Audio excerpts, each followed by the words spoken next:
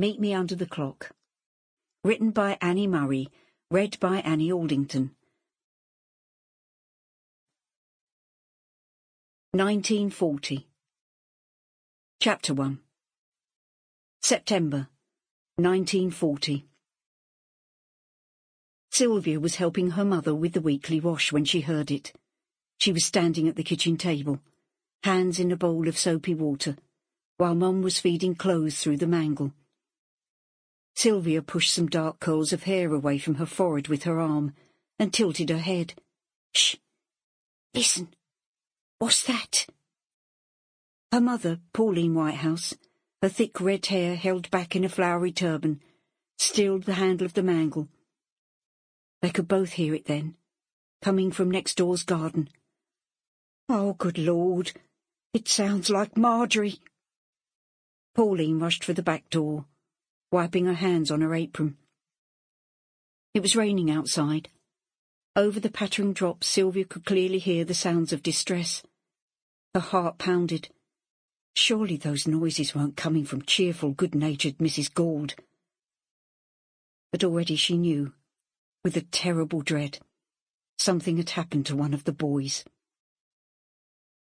In the distance she heard her mother's soothing tones and Marjorie Gould's terrible choking cries. Mum led Marjorie through the gap dividing the two gardens and towards the house. Sylvia forced herself to move. She rushed to wipe her hands and put the kettle on. "Come on, Bab. Let's get you in the dry," Pauline was saying. "That's it. Let's sit you down." There were dark spots of rain on Mum's apron and on Marjorie's dress, which was royal blue, patterned with little white anchors. Sylvia froze again with shock. She had known Marjorie Gould all her life.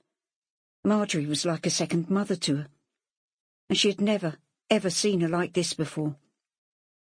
Marjorie was a big-boned, normally splendid-looking woman with thick blonde hair, who favoured bright frocks and lipstick.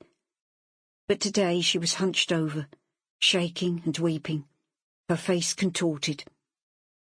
As Mum guided her to the chair by the unlit range, Sylvia saw that Marjorie had no shoes on. She had run out into the wet in her stockinged feet. "No," she was sobbing. "No! No!" There was a piece of paper crumpled tightly in her right hand. "Get the kettle on, Sylv," Pauline said. "I already have." Her eyes met her mother's, and Pauline caught hold of Sylvia's arm and pulled her hurriedly down the hall, out of earshot. "It's Raymond."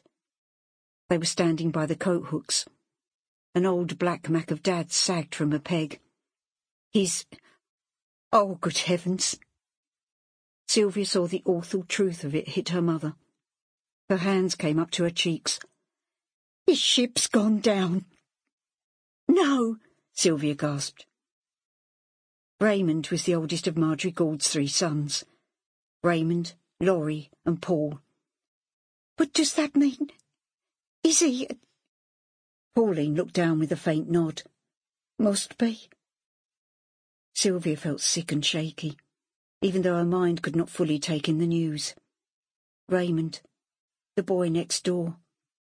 Raymond, a gentle, dark-haired lad who had gone off and joined the Navy, looking for a new life, a way to escape from his father and to separate himself from the girl he loved, but who did not love him back. Audrey, Sylvia's eldest sister.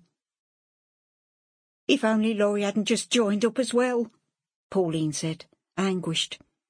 Laurie had not long gone into the RAF. "This terrible, wicked war." She squeezed Sylvia's arm. "I must go back to her." Sylvia sank down onto the stairs as her mother headed back to the kitchen. She heard Mrs. Gould break into more gulping sobs.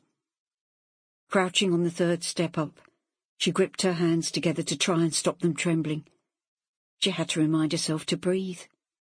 Raymond Gould, aged 21. Sweet, solemn Raymond, just a year older than herself, whom she'd known for as long as she could remember.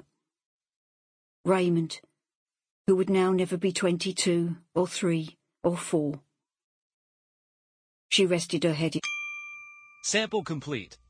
Ready to continue?